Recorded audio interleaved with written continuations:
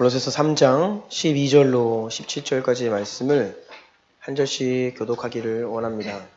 그러므로 너희는 하나님이 택하사 거룩하고 사랑받는 자처럼 긍휼과 자비와 겸손과 온유와 오래 참음을 옷 입고 누가 누구에게 불만이 있거든 서로 용납하여 피차 용서하되 주께서 너희를 용서하신 것 같이 너희도 그리하고 이 모든 것 위에 사랑을 더하라. 이는 온전하게 매는 띠니라.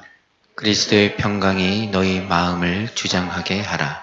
너희는 평강을 위하여 한 몸으로 부르심을 받았나니 너희는 또한 감사하는 자가 되라.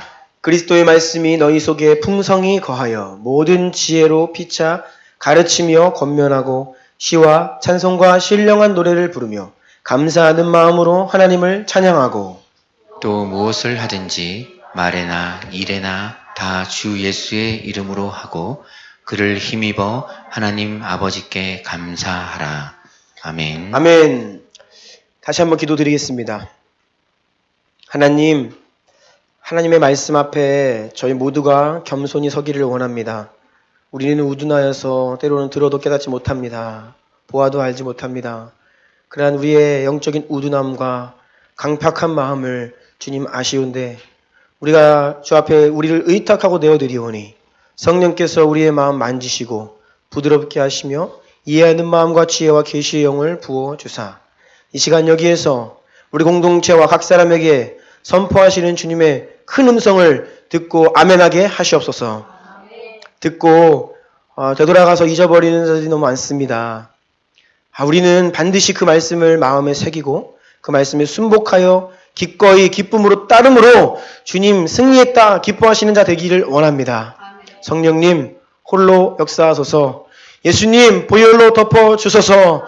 그리스도의 이름이 모든 흑암의 권세를 깨뜨리고 물리치고 오직 살리시고 생명으로 역사하시는 주님의 그 큰 역사만이 이 말씀 가운데 허락하시옵소서. 예수님의 존귀하신 이름으로 기도드리옵나이다. 아멘. 아멘. 여러분, 제가 주님을 알지 못했으면 어떠했을까? 여러분 스스로가 예수님을 몰랐으면 어떠했을까라는 생각을 해보신 적 있으십니까? 저는 마음속에 예수님을 모시고 살아간다는 것이 얼마나 저에게 큰 축복인지 모릅니다. 그런데 우리는 예수님을 두 눈으로 본 적이 없죠. 예수님을 뵌 적이 없습니다. 2000년 전에 처녀 마리아의 몸에 성령으로 잉태되셔서 태어나시고 나를 대신하여 내 죄를 짊어지시고 십자가에 죽으시고 부활하시고 승천하사 다시 오신다 약속하신 그 성경의 복음을 어떻게 내가 믿게 되었는가? 성령 하나님께서 나의 마음을 만지신 거죠. 성령님이 여러분의 마음을 만지신 겁니다. 이것이 너무나 감사하다는 거예요. 보아도 알지 못하고 들어도 깨닫지 못하고 우린 도저히 우리의 이성으로는 믿을 수 없는 그것을 믿음으로 고백하며 이 자리에 모여 있는데 그래서 우리는 참 위대한 기적을 경험한 자들입니다.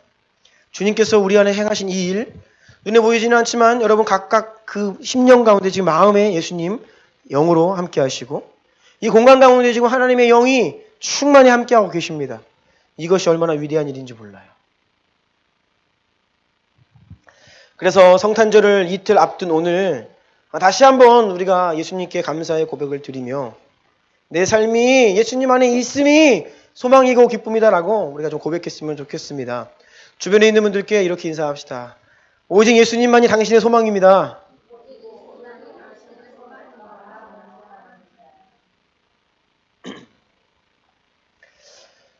네, 나의 소망은 오직 예수님이십니다. 우리의 소망은 오직 예수님이십니다. 오늘 클로징 2018 세 번째 메시지 제목 같이 읽을까요? 시작!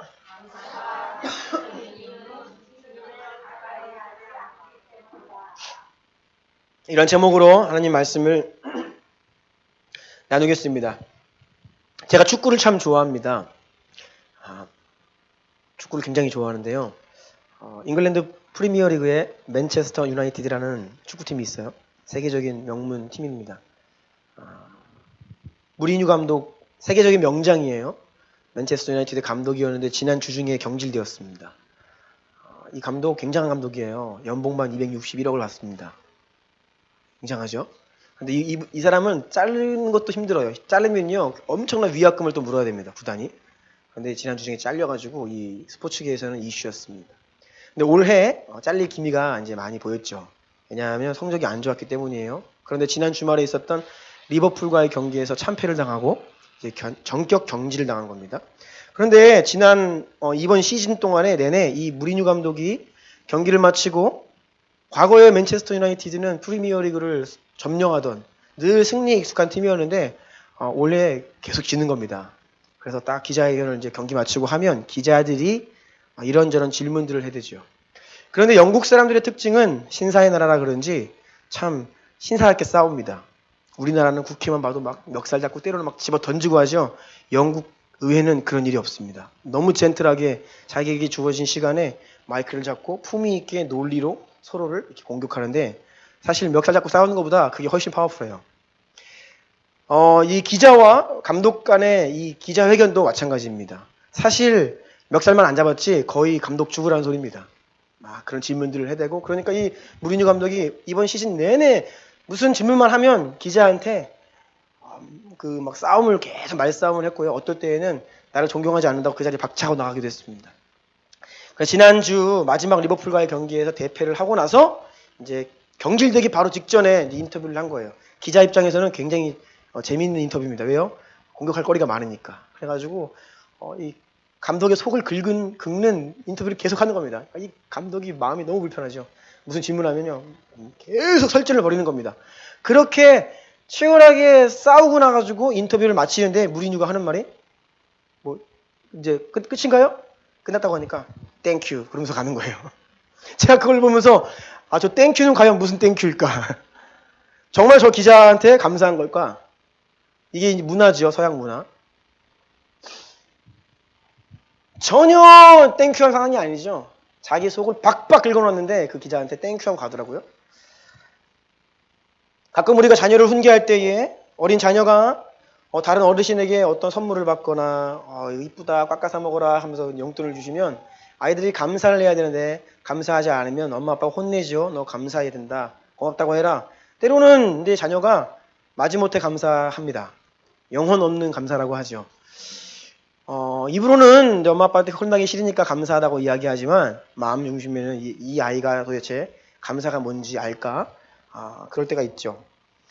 우리가 입술로 감사의 고백을 많이 하지만 그 감사가 예의상 형식적인 습관적인 틀에 박힌 감사일 때가 많아요. 아마도 제가 믿기로는 이 가운데 앉아 계신 주나인 모든 성도님들은 2018년을 마무리하면서 하나님께 감사의 기도를 많이 드렸을 겁니다. 지난주, 그전주 계속 한 해를 마무리하는 메시지를 나누면서 우리가 계속 감사의 기도를 같이 했습니다. 아마 오늘도 이 예배당에 예배를 드리러 나오셔가지고 이 본당에 처음 딱 앉아서 기도를 할 때 여러분의 입술 가운데 하나님 감사합니다로 기도를 시작하셨을 거예요. 그런데 우리가 오늘도 드린 이 감사가 정말 진정한 감사인지 아니면 그저 늘상 항상 수많은 기도 가운데 늘 하나님 감사합니다 라고 시작하여서 나도 모르게 그냥 내 입술 위에 나오는 감사였는지 우리 마음을 돌아보기를 원하는 거예요. 제가 여러분 이렇게 예배 자리에 나왔을 때에 서로서로 축복하라고 부탁을 드립니다. 당신은 복받은 자입니다. 기적을 경험한 자입니다. 우리가 은혜를 받았습니다. 여러분 이거는요 상투적인 고백이 아닙니다.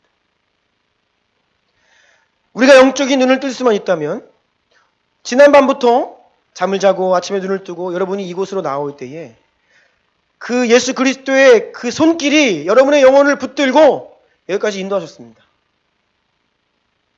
그리고 이 자리에 와 있는 거예요.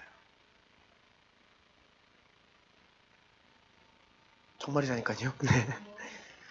한 분도 빠짐없이 내가 오고 싶어서 주님과는 상관없이 온 분이 안 계세요. 다 주님의 손에 이끌림 바 되어서 이 자리에 와 있는 겁니다. 그래서 우리는 그것을 깨달을수록 그러한 영적인 세계를 보면 볼수록 주님께 진짜 감사를 드릴 수 있는 건데요. 그런데 우리는 아무튼 이 감사란 말을 많이 한다고 했죠. 우리 입에는 문제가 없습니다. 입은 많이 감사합니다. 그런데 그것이 얼마나 진실되냐, 하나님이 받으시는 고백이냐라는 것입니다. 마가복음 말씀에 보면 예수님께서 이렇게 말씀하십니다. 이사야가 너희 외식하는 자들에 대해서 잘 예언하였도다. 이 백성이 입술로는 나를 공경하되 마음은 내게서 멀다라고 했습니다. 입술의 고백과는 마음이 영 다를 수 있다는 겁니다. 우리가 입술로는 오늘도 감사합니다 주님 이야기할 수 있지만 우리의 마음은 전혀 주 앞에 뭐가 감사하지? 또는 그 감사를 진심으로 경험하고 올려드리는 감사가 아닐 수 있다는 거예요. 그러면 주님께서는 우리에게 이렇게 말씀하실 수 있는 겁니다. 너희 입술로는 감사하지만 마음은 내게서 멀구나. 사무엘상에 보면 사람은 외모로 보거니와 나 여호와는 중심을 본다 하셨습니다. 때로 우리 사람들은요 입술로 땡큐 감사합니다. 네. 주님께는 이게 통하지 않아요. 주님은 마음의 중심을 보십니다. 우리의 감사가 어떠한지 2018년 이제 한 주 남짓 남았습니다. 우리가 지난 한 해를 되돌아보며 하는 감사가 어떠한지 우리 여러분 마음을 좀 되돌아보면서 오늘 하나님 말씀을 함께 나누기를 원합니다. 큰 1번입니다. 하나님은 형식적인 감사를 받지 않으신다. 시편 107편 1절 다 같이 읽겠습니다. 시작. 여호와께 감사하라. 그는 선하시며 그 인자하심이 영원함이로다. 아멘. 여호와께 감사하라고 명령하는 겁니다. 너희 여호와의 백성들아 여호와께 감사하라. 그는 선하시고 그 인자하심이 영원함이로다. 이 말씀이 구약에만 거의 문자 그대로 제가 찾아보니까 32번 나옵니다. 시편에 많이 나오고요. 많이 나옵니다. 똑같은 말이 문자 그대로 32번이나 성경에 등장합니다. 보통 우리가 성경을 암송하면요. 그 말씀은 딱 한 번 등장하는 말씀이에요. 그런데 이 말씀은 32번이나 반복이 됩니다. 그리고 이어지는 데살로니가전서 말씀 보니까 범사에 감사하라. 이것이 그리스도 예수 안에서 너희를 향하신 하나님의 뜻이다 라고 합니다. 모든 일에 감사하라. 언제나 감사하라. 항상 감사하라. 감사. 계속해서 우리에게 반복해서 말씀하시는 겁니다. 왜 이렇게 성경이 우리에게 한 번 말씀하시면 아는데 왜 이렇게 여러 차례 강조를 합니까? 안 되기 때문이에요.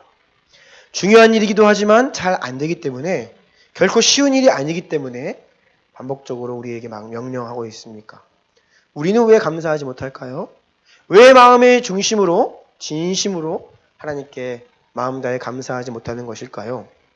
감사하지 못하는 이유 첫 번째입니다. 에베소서 5장 3, 4절 읽어주시겠어요? 음행과 온갖 더러운 것과 탐욕은 너희 중에서 그 이름조차도 부르지 말라. 이는 성도에게 마땅한 바니라. 누추함과 어리석은 말이나 희롱의 말이 마땅치 아니하니 오히려 감사하는 말을 하라. 아멘. 모든 사람의 본성은 욕심, 탐욕, 그래서 불만족하는 마음, 이것이 기본적인 마음입니다. 그런데 이 불만족과 감사는 완전 이 정반대의 일이에요. 우리는 태어나면서부터 욕심, 탐욕, 그래서 불만족하며 살아가는 것, 이렇게 주파수가 맞춰져 있다는 겁니다. 어린아이에게 누군가에게 문화와 종족과 나이 불문하고 알려주지 않아도 사람들은 끊임없이 욕심내고 무언가를 원하고 불만족합니다.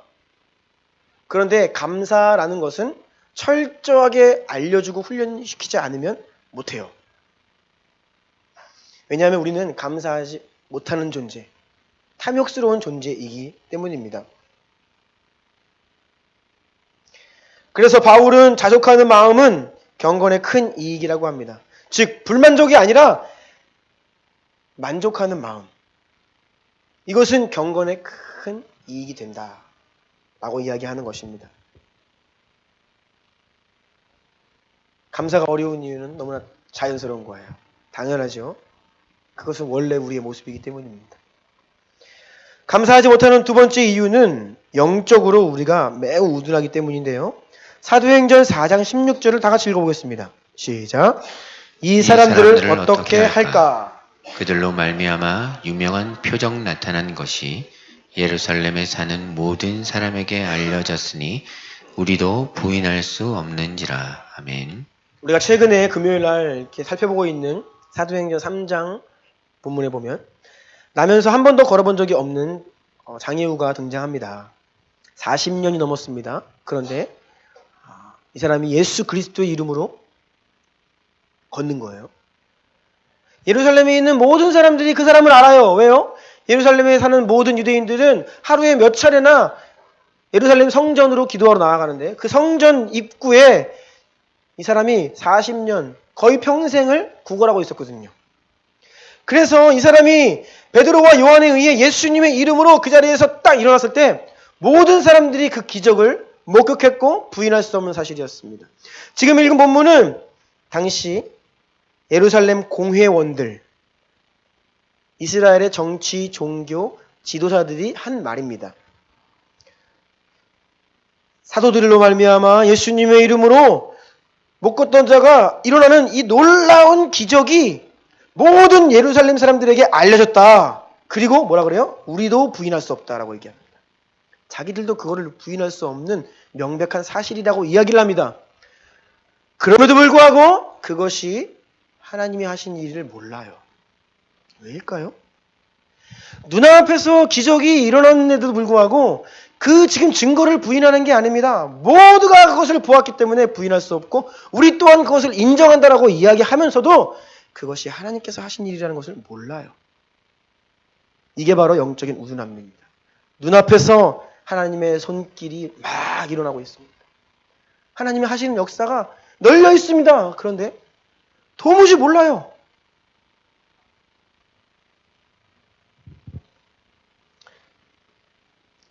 보아도 알지 못하고 들어도 깨닫지 못하는 인간의 영적인 우둔함을 이야기하죠.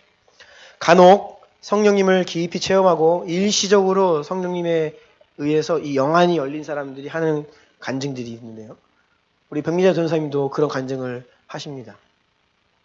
갑자기 온 세상 가운데 바람소리, 바람에 날리는 그 나뭇잎 싹이 소리, 부딪히는 소리, 시냇물이 흐르는 소리, 이 모든 소리들이 그냥 소리가 아니라 하나님을 찬송하는 소리라는 거예요. 그것을 경험하는 사람들의 간증을 제가 몇 차례 들은 적이 있는데 그 간증을 할 때에 그 사람들의 눈빛은 천국에 갔다 온 눈빛입니다.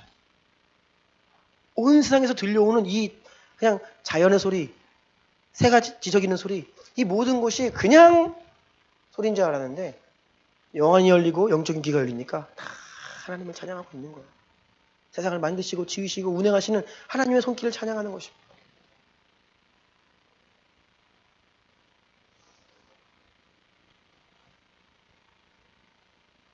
그래서 우리가 요즘에 자주 부르는 주일날 자주 부르는 찬송이 있습니다. 꽃들도 구름도 뭐요? 바람도 넓은 바다도 찬양하라 찬양하라 예수를. 저는 이렇게 찬양의 가사를 볼 때에 이 곡을 지으신 분들이 그냥 지은 게 아니라는 생각이 들어요. 여러분 온 천지 만물이 하나님을 찬양합니다. 문제는 우리의 영안에 닫혀서 그것이 그냥 본래부터 오래전부터 그냥 그러했다라고 이야기할 뿐이에요. 하나님의 손길을 느끼지 못합니다. 하나님의 말씀으로 만물이 움직인다라고 말씀하시고요. 시편 말씀에 보면 여호와께서 그 말씀을 보내심에 눈이 녹고 물이 언다. 이게 다 하나님께서 말씀하시기 때문에 이루어지는 일이라는 거예요. 하나님의 명령 앞에 순종함으로 이루어지는 일들이 우리가 목격하고 있는 세상의 법칙들입니다. 원리들. 그러니까 지구도 자전을 하고 공전을 하면서 하나님을 찬양하고 있어요. 어떻게 해요? 하나님의 말씀에 순종하면서요. 하나님이 그러하라고 지금도 말씀하기 때문에 세상이 돌아가고 있는 것입니다. 그래서 우리가 호흡이 기도다라고 말할 때요. 여러분, 우리의 호흡이요 사실은 주님의 은혜 안에 있는 것입니다. 주님께서 영혼을 이제는 그만 너 명 다했다 와라라고 하시면요. 이제 숨이 넘어간다 그러죠. 여러분 그때가 되면요. 숨을 못 쉬어요. 자기가 쉬고 싶어도 못 씁니다. 그래서 우리가 호흡이 기도라는 말을 하죠. 여러분 이거는 내 호흡이 들어가고 나올 때에 하나님의 손길이 그 가운데 있다는 거예요. 자, 우리가 너무나 영적으로 우둔하지요. 그러니까 하나님의 손길을 좀 느끼기 위해서 입이랑 코를 한번 막아보세요. 그리고 한 1분만 있어보세요. 그러면 하나님의 손길이 순간순간 우리 가운데 함께하고 있다는 것을 압니다. 우리가 아파 보면 건강이 얼마나 은혜인지를 알고요. 네. 조금만 몸에 문제가 있어서 하루만 이렇게 누워 계셔 보세요. 아, 죽을 것 같다라고 하면요, 밥 한 끼 제대로 먹는 것도 은혜라는 것을 알 수 있죠. 그래서 못 걷던 자가 일어나는 것을 눈앞에서 보고 자기들도 그것을 인정한다고 하면서도 예수님의 이름으로 그 일이 일어난 것을 왜 인정치 못하고 감사치 못하고 영광을 못 올려드리냐. 그러한 영적인 우둔함이 우리 가운데도 있다는 겁니다. 우리는 얼마나 오늘도 아침에 우리에게 하루의 생명을 주시고 우리에게 아침에 교회에 오고자 하는 마음을 주시고 우리의 손을 붙잡고 여기까지 인도와 주신 그 주님의 은혜의 손길을 너무나 때로 무감각하게 모르고 있다는 것이죠.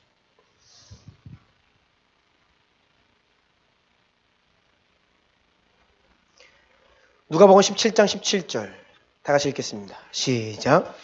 예수께서 대답하여 이르시되 10사람이 다 깨끗함을 받지 아니하였느냐? 그 9은 어디 있느냐? 10명의 나병 환자들이 예수님께 찾아왔습니다. 예수님께서 그들에게 말씀하셨어요. 제사장에게 가서 너희들의 몸을 보이라. 아직 치유가 일어나지 않았거든요.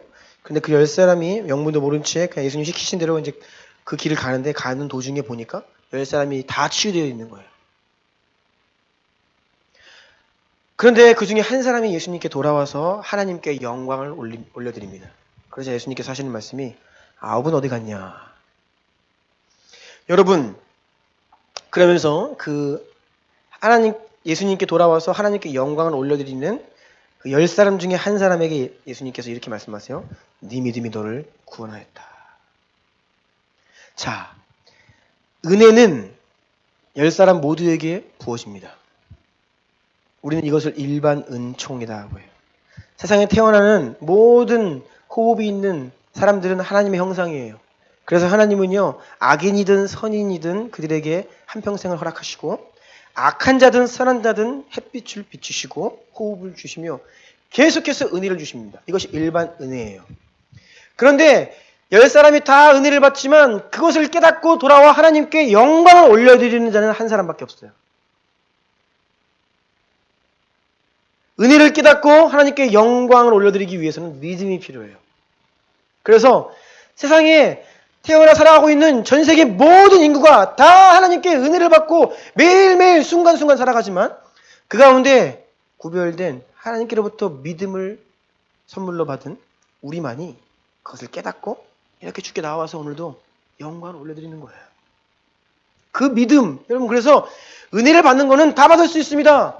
그런데 문제는 믿음이 없으면 은혜를 받은 것도 몰라요. 그냥 기뻐하지요. 때로는 즐거워할 수 있습니다. 그런데 이것이 어디로부터 왔고 이것이 얼마나 큰 은혜인지, 그래서 누구에게 감사를 드리고 영광을 드려야 되는지를 몰라요. 그래서 감사는 믿음으로 하는 겁니다. 은혜는 다 받습니다. 물론 특별한 은혜가 있죠. 이 특별한 은혜가 바로 믿음이라는 거예요. 여러분, 은혜를 받는 것보다 은혜를 깨달아서 하나님께 감사와 영광을 올려드리는 게 더 중요합니다. 왜요? 은혜 받는 거는 그냥 받는 거예요. 그런데 하나님께 올려드리기 위해서는 믿음이 있어야 돼요.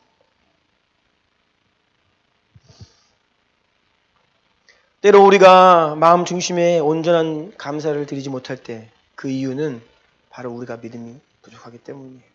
믿음이 부족하여 깨닫지 못하고, 믿음이 부족하여 하나님이 하신 일을 기뻐하고 즐거워하지만 하나님이 하신지를 몰라요. 그래서 하나님께 영광 올려드리는 것으로 나아가지 못합니다. 금방 잊어버려요. 이것이 우리의 모습이라는 겁니다. 큰 2번이에요. 감사에는 위대한 능력이 있다. 그리하여 감사가 있느냐 없느냐, 이것이 바로 그 영혼의 영적인 온도계입니다. 하나님께 진정한 감사를 드리는 자가 영적으로 깨어있는 자예요. 반대로 우리가 영적으로 우둔하면 감사를 드릴 수가 없습니다. 골로새서 4장 2절 읽어주시겠어요?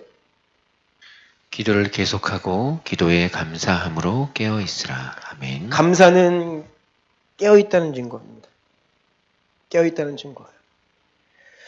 그리하여 이 말세의 어두운 시대의 특징들 가운데 하나는 감사하지 아니하는 세대라는 것입니다. 여러분, 오늘날 세상은 감사하지 않는 세대입니다.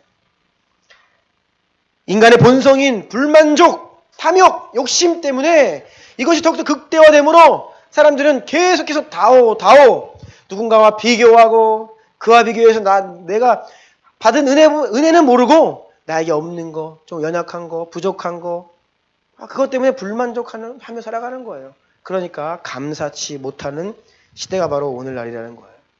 제가 어제 한 기사를 보았는데 어떤 유튜버들 돈 어떻게 버는가, 얼마 버는가 이런 기사였습니다. 야 보니까 황당하더라고요. 보통 우리 성도님들 대부분이 1년 동안 우리 아버지들이 1년 동안 365일 땀 흘려서 일하는 그 돈을 하루아침에 벌어요. 뭐 일주일도 아닙니다. 그냥 광고비가 막 들어오는 거예요. 그러니까 요즘에 초등학생들 가운데 유튜버가 꾸미는 친구들이 있는 겁니다. 제가 그 기사를 보면서 좀 허무하다. 누구는 이렇게 1년 내내 일해도 얼마 못 버는데 이 사람들 어떤 재능이 이렇게 있길래 유튜브에 막 자기가 좋아하는 거 올리면 그냥 광고 수익이 막 들어오고. 그래서 나라 입장에서 이 유튜브가 우리나라 회사가 아니잖아요. 그러니까 여기다가 세금 매기는 게 좀 문제인 거예요. 이게 엄청난 그 수익이 있는데 세금이 지금 제대로 안 매겨지는 거예요. 그런 기사였는데 제가 그 기사 보니까 내가 만약에 어린 아이라면 나도 그런 사람 되고 싶고 내가 정말로 이게 열심히 해서 돈 버는 게 무슨 의미야? 유튜브 잘 만들어가지고 돈 버는 게 훨씬 낫지? 라는 생각을 갖게 될 것 같다는 것이죠. 그러니까 근데 그런 유튜버들이 뭐 그 한두 명 있는 거, 몇 명 있는 거 그 사람들 이렇게 보도를 하면 우리 친구들이 허황된 꿈을 꾸는 거예요. 또 나와 비교하는 거예요. 그러니까 이 시대는 계속해서 이 불만족과 욕심을 자극하고 이걸 조장하고 감사하지 못하게 만들고 그러니까 우리 젊은이들이 그냥 불만족한 마음이 늘 있으니까 감사보다는 분노하고 세상에 대한 불만이 많고 그런 거예요. 그런데 오늘 손집사님께서 이제 기도해 주신 것처럼 우리가 이 땅 위에 지금 우리 민족 가운데 이 만연해 있는 이 죄악들 사실 다 우리에게 또 원인이 있죠. 그래서 우리가 그것들을 회개하고 돌이킴과 동시에 믿는 이들은 깨어서 이 시대를 분별하고 계속해서 우리를 조장하는 이 불만족한 마음들을 탐욕들을 이 불러일으키는 세상으로부터 우리 자신을 지켜야 한다는 것입니다. 어떻게 해요? 기도의 감사함으로 깨어있는 것.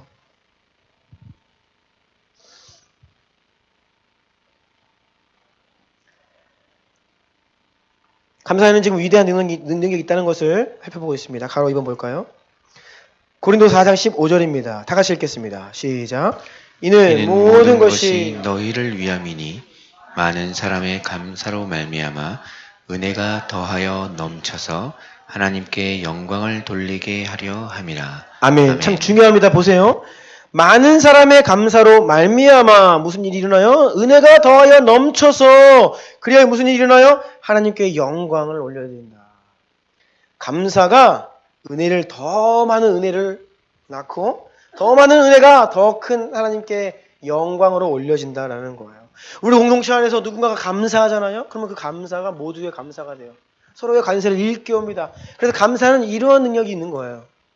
감사하는 것은 기본적으로 힘들지만 우리가 믿음으로 정말 주 앞에 감사하기 시작할 때 이 감사는 더 우리 가운데 공동체 안에 그리고 내 삶 가운데 은혜를 넘치도록 하는 능력의 수단이라는 겁니다.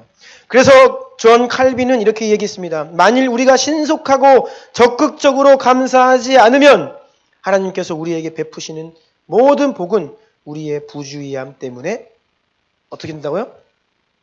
사라지고 만다. 하나님은 모든 사람에게 계속해서 은혜를 주시는데 우리가 그것에 감사하지 않으면 그냥 그 은혜가 사라져버리고 마는 겁니다. 그런데 누군가가 그것을 깨닫고 감사하고 주님께 반응하면 그 은혜가 더욱더 커져 나아간다는 거예요. 공동체 안에, 우리 가정 안에, 우리 삶 가운데 감사는 그런 능력이 있다라는 주님 말씀입니다. 다음 페이지에요.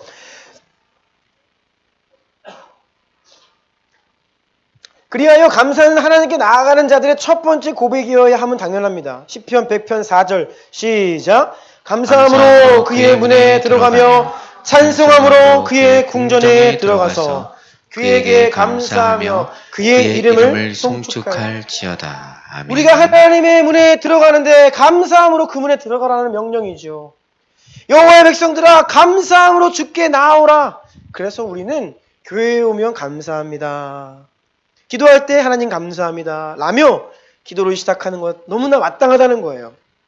당연하죠. 그러한 고백으로 주님께 나아가는 겁니다.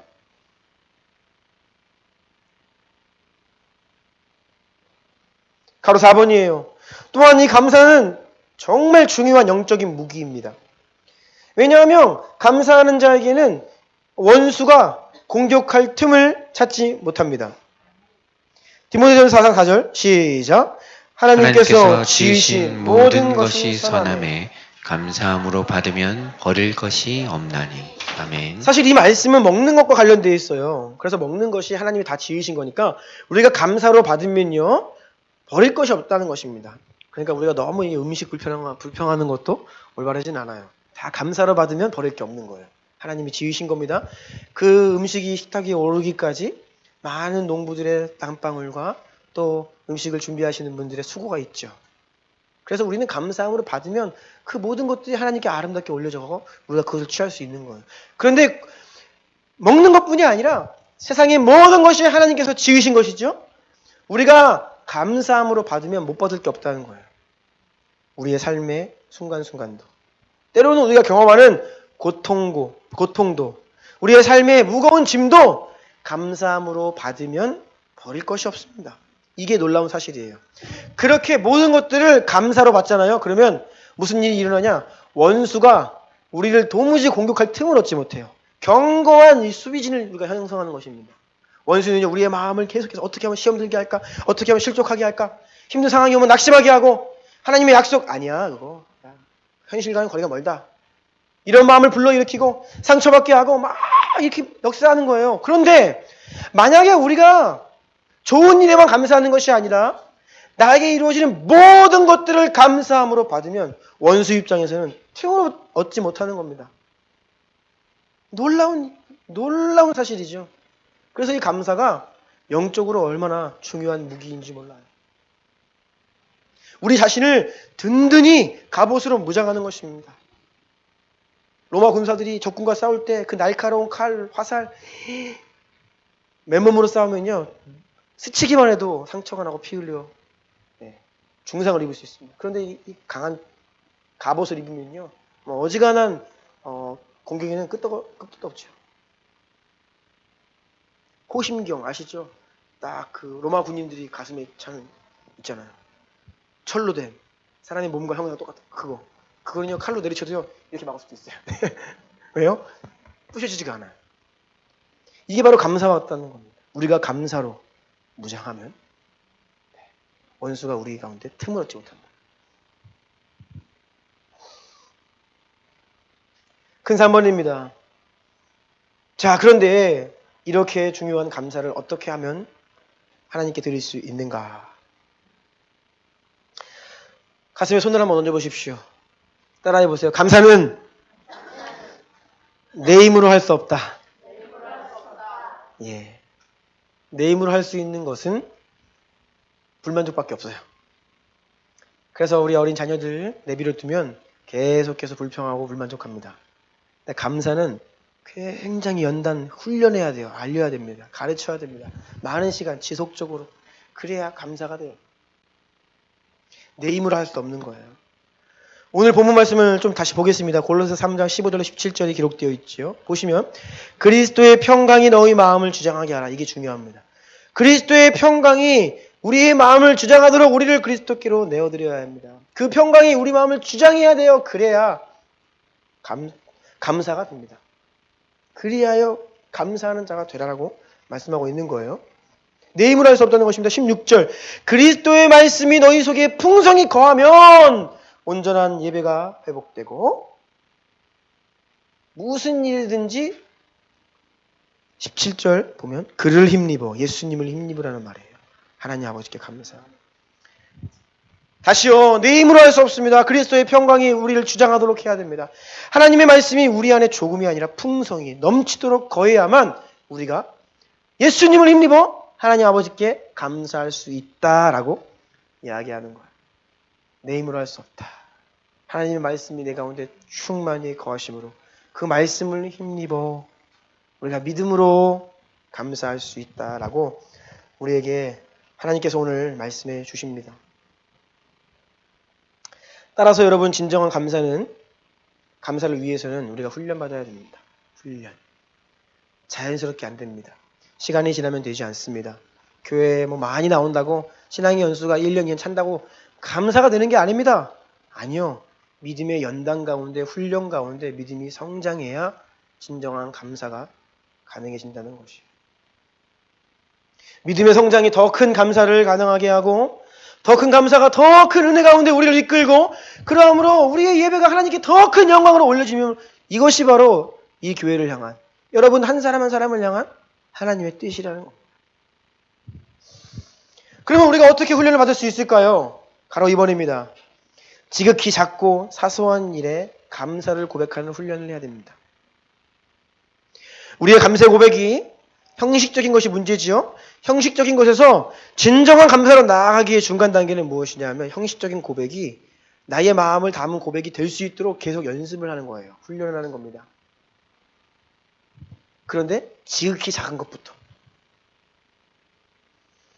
내가 이만큼을 기도했는데 나에게 주어진 것이 조금이라고 하여도 그것에 우리는 감사할 수 있는가. 그 감사 고백의 훈련을 해야 한다는 겁니다. 마태복음 14장 19절 볼까요? 무리를 명하여 잔디 위에 앉히시고 떡 5개와 물고기 2마리를 가지사 하늘을 우러러 축사하시고 떡을 떼어 제자들에게 주시매 제자들이 무리에게 주니. 아멘. 예수님께서 남자만 5,000명, 모인 사람들이 10,000명에서 20,000명 사이에 거대한 군중들이 지금 들판에 예수님 말씀 듣기 위해 나와 있죠. 그런데 시간이 많이 지나고 먹을 것이 없는 겁니다. 그때 예수님께서 이 5,000명을 이제 그 수많은 사람들 먹이셔야 되는데 예수님께로 가지고 나온 음식은 어린 아이의 도시락 하나였죠. 떡 5덩이, 물고기 2마리였습니다. 어린 아이가 자기 혼자 먹을 만한 조그마한 것이었죠. 그런데 이때 예수님께서 하늘을 우러러 축사하셨다라고 합니다. 여러분, 음식을 앞에 두고 축사했다라는 것을 문자적으로 해석을 하면 하나님께 이 음식을 감사했다라는 거예요. 지금 10,000명 넘게 먹여야 되는데 떡 5덩이 가지고 왔는데 그것에 감사할 수 있겠습니까?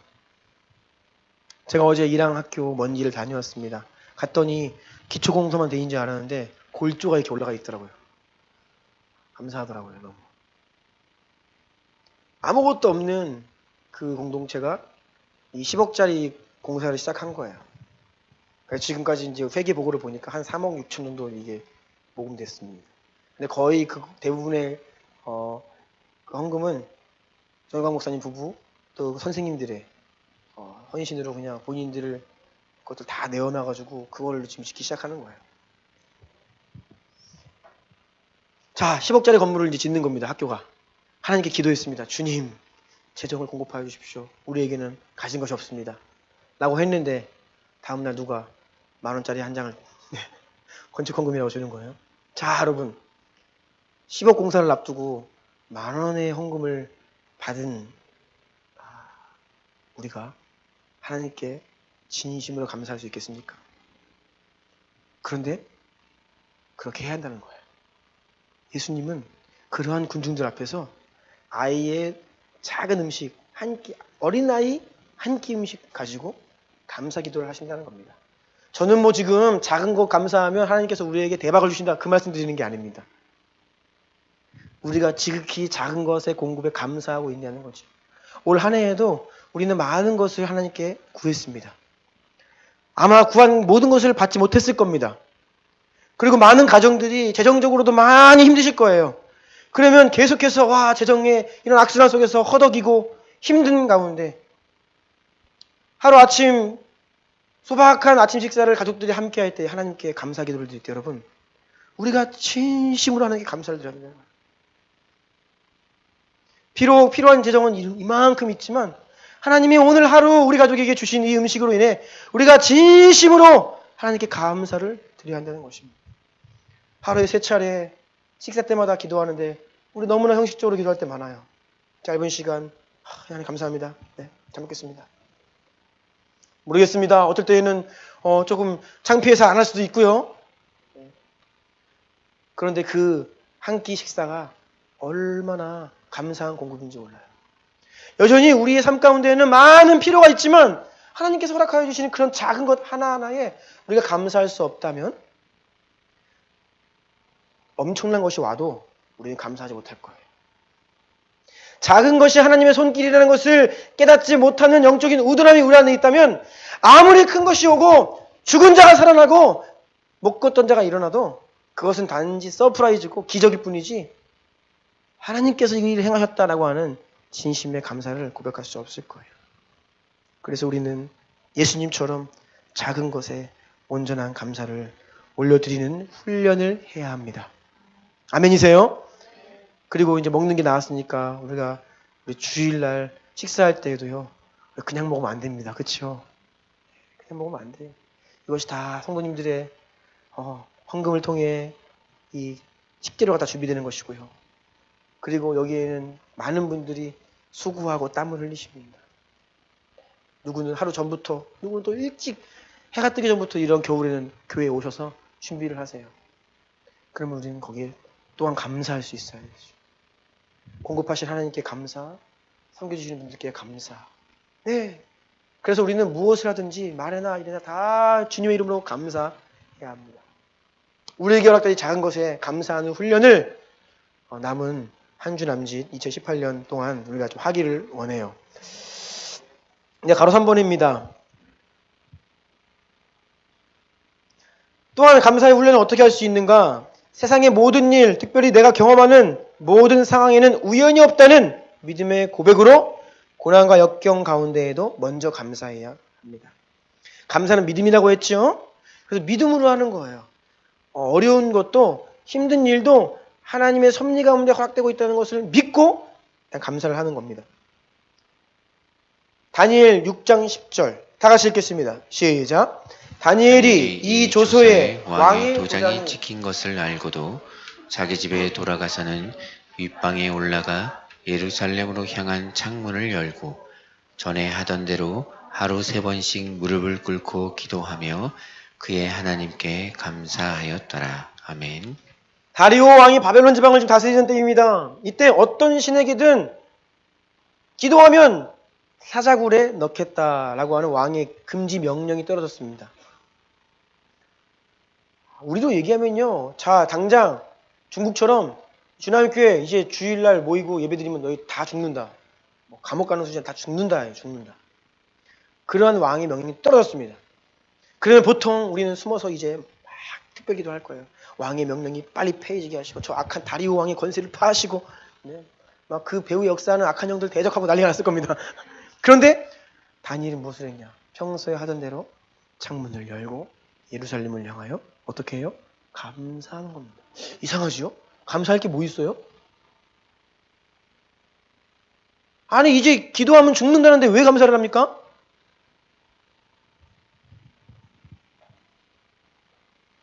그리고 그 감사 기도를 하면서 다니엘은 사자굴에 던짐받죠. 우리가 고난과 위기를 맞이했을 때 우리는 너무나 쉽게 너무 그것에 그 상황에 빠져들어서 감사하지 못하고 하나님의 시선으로 우리 인생 전체를 바라보지 못하는 겁니다. 나에게 왜 이런 고난이 왔을까? 왜 나 너무 힘들다. 고통스럽다. 주님 살려주세요. 그런 기도도 중요합니다. 그런데 먼저 감사하라는 거예요. 제가 이 2해 전에 2016년 우리가 이 공간에 맨 처음 들어왔을 때 New Relationship이라는 그 관계에 대한 설교를 여러 차례 했습니다. 그때 여러분께 말씀드릴 때 무슨 말씀 드렸냐면 우리에게 허락되어 있는 모든 관계는요 100% 나에게 유익을 주는 사람도 없어요. 또 100% 나에게 해만 주는 사람도 없습니다. 이게 무슨 말이냐 하면 모든 허락된 관계 가운데에는 나에게 유익도 있고 나를 힘들게 하는 것도 있어요. 이게 다 부분적으로 섞여 있습니다. 그래서 여러분이 주로 우리가 인간관계 때문에 힘들어요. 사람 살면서. 그때 누군가가 아주 믿고 제가 나한테 왜 저래? 이런 마음이 들 때에 우리가 그것을 어떻게 하면 이길 수 있고 어떻게 하면 피차 용서할 수 있는가? 그 영혼으로 인해 먼저 감사하는 겁니다. 근데 이것을 우리는 많이 놓쳐요.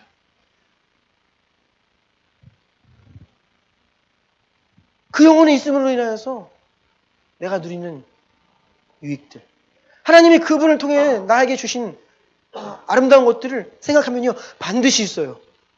그러면 그것에 감사해야 됩니다. 그것이 관계의 어려움들과 상황과 문제를 해결하는 키거든요. 감사로 그것을 이기는 것. 그런데 우리는 감사하지 못해요. 주로 우리의 입술 가운데에는 비난하거나 부정적인 말들이 그 가운데 너무나 많다는 것이죠. 위기의 돌파, 어려운 가운데 고난과 위기 속에 우리가 감사할 수 있다면 하나님께서 일하시는 것을 더 분명히 볼 수 있습니다.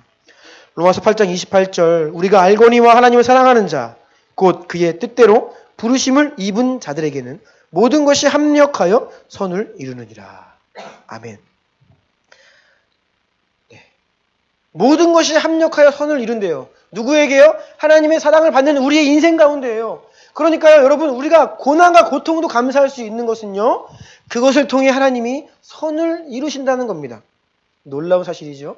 우리가 그런 상황 가운데에서 불평하고 부정적인 말을 하고 어두움의 이 역사 가운데로 들어가면요, 그냥 계속 그 원수의 장난에 말려드는 것입니다.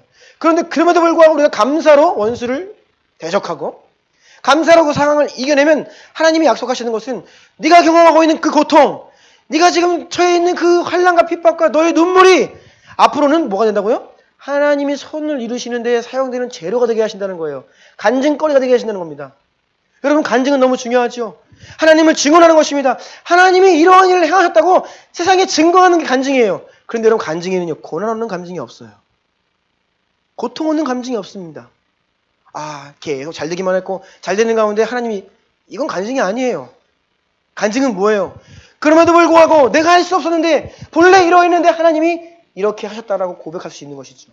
그래서 우리가 감사의 고백으로 고통과 위기를 이겨내기를 작정하면요, 하나님은 반드시 여러분들의 그 상황과 환경도 다 간증의 재료로 사용하신다는 거예요. 그것이 감사가 됩니다. 그것이 하나님을 향한 찬송이 돼요. 그것이 간증이 된다는 것입니다. 그래서 이러한 로마서 8장 28절 말씀으로 내 인생을 크게 바라보면 고통스럽지만 그래도 감사해야 될 이유가 있는 것이죠.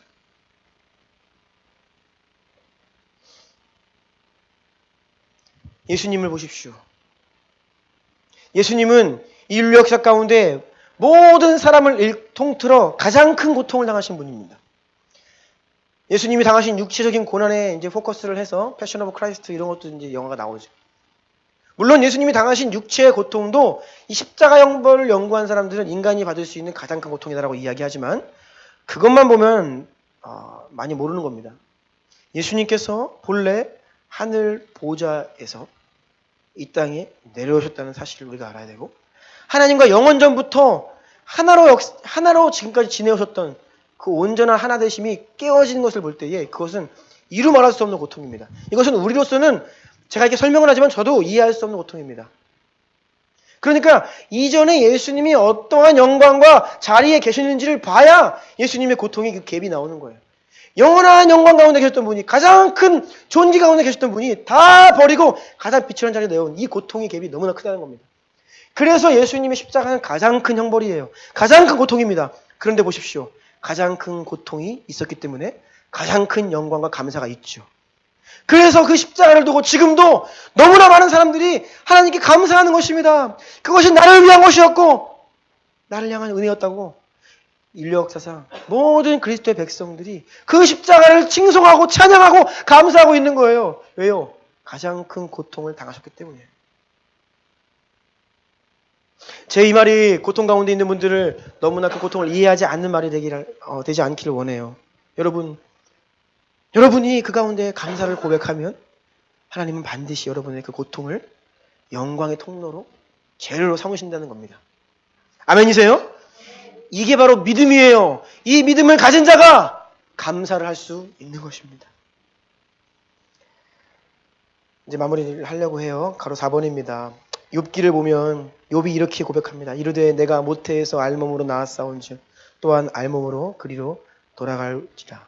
주시니도 여호와시요 거두시니도 여호와시오니 여호와의 이름이 찬송을 받으실지니이다 하고, 자기가 아무것도 가지고 온 것이 없기 때문에 욥이 원래 거부였지요. 근데 이유 없이 특별히 잘못한 것도 없습니다.